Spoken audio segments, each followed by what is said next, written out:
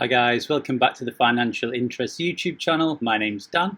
So in this week's video, I'm going to look at Berkshire Hathaway's largest stock holding, which of course is Apple. So let's get on with the video. So when I was looking through the most recent 13F filing from Berkshire Hathaway, one thing stood out to me, and that was what a large percentage of their portfolio is now represented by Apple. So I thought this is kind of a good opportunity to go and look into the history of when they bought Apple and see kind of what returns they've got from the investment they made in this stock, and also how the changes affected their portfolio over the last 5 years since they bought into it. So obviously each time Warren Buffett or any of the other members of the Berkshire Hathaway team, Ted or Todd, kind of looks into investing in anything, obviously they have to meet certain criteria, and that's things like it fits within their circle of competence, the business has got a wide economic moat, also they have a great management team, and obviously they can buy the company for below the intrinsic value. And Warren Buffett rates Tim Cook, the CEO of Apple, really highly. And this is what he had to say about him in their Berkshire annual shareholders meeting. We've got a fantastic manager. Tim Cook was underappreciated for a while. He's one of the best managers in the world. And I've seen a lot of managers. And around the end of 2015, Apple were actually struggling a little bit. Their iPhone sales were actually declining for the first time. And this was leading investors to kind of doubt whether they'd be able to kind of maintain their moat and keep up the performance moving into the future. And this was represented by a fairly low PE ratio by Apple standards, which was hovering around about 10 at the end of 2015. But obviously, in all the cases where people are kind of have doubts over a company, this can kind of have an effect on the stock price. And this kind of presented a good opportunity for Berkshire to actually invest. And the initial investment they made at the beginning of 2016 was actually by either Ted or Todd. But once the initial position had been made of around 10 million shares at that point, Warren Buffett kind of quite heavily went into buying up Apple stock over the next few quarters. And we'll take a look at some of that on the screen now. Okay, so we're here in Data Roma now, just looking at the latest 13F for Berkshire Hathaway. So this is where I kind of got the idea of seeing that obviously Apple now makes up 42.78% of their portfolio. So we can see here that Berkshire actually entered into the Apple position in Q1 of 2016, and that's indicated by this buy. And you can see here they continue to build their position, and this is where we can see they're adding, and they continued to add until Q3 of 2018. And you can see that by this time in Q3 of 2018, it was actually making up 25.79% of their portfolio. And this was actually the last time that they bought any stock. So you can see here that they've reduced their position like a number of times. Most recently in Q4 2020, they reduced their position by 6.05%. But actually, if we go back here, even though they've not been buying and they've been reducing their position, just to the capital appreciation of Apple stock, their position has continued to grow in the portfolio. And we can see as of the last 13F filing, then now it's 42.78%. But here, when they were reducing, it was as high as 46.35.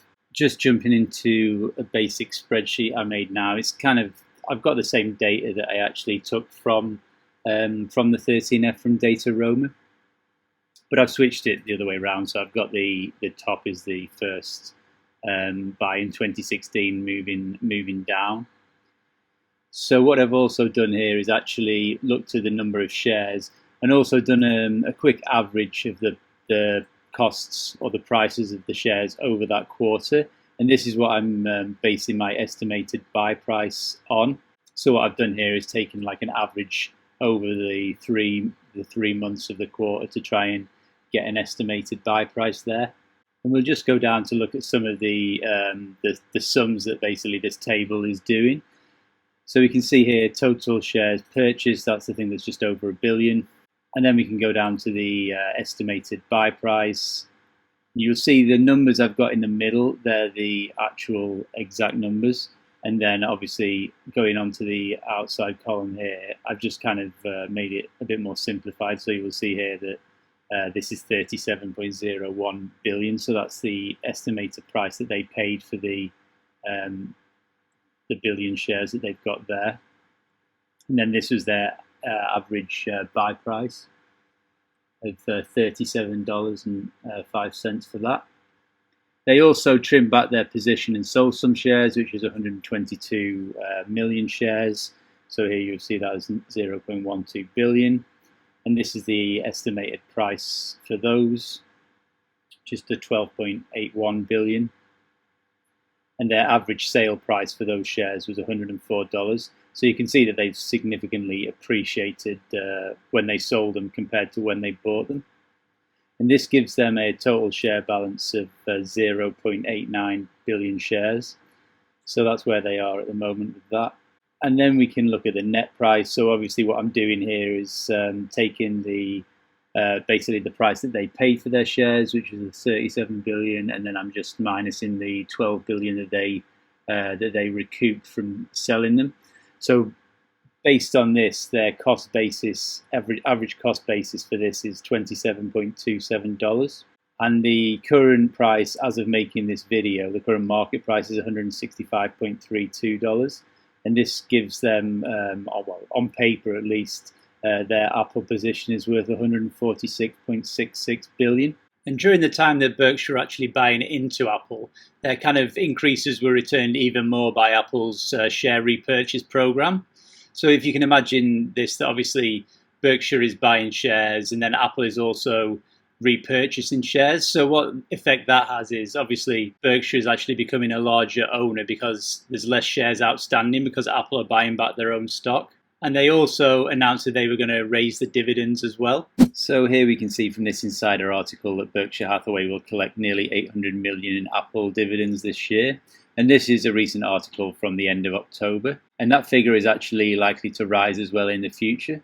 So we can just jump down the article here and take a quick look at it.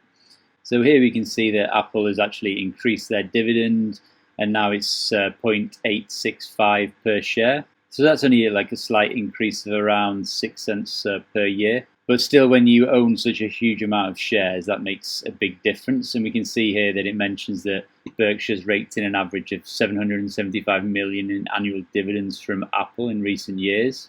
And obviously also it mentions that they actually trimmed their position by 6% in the fourth quarter of 2020, which I know is a bit of a regret from Warren Buffett now.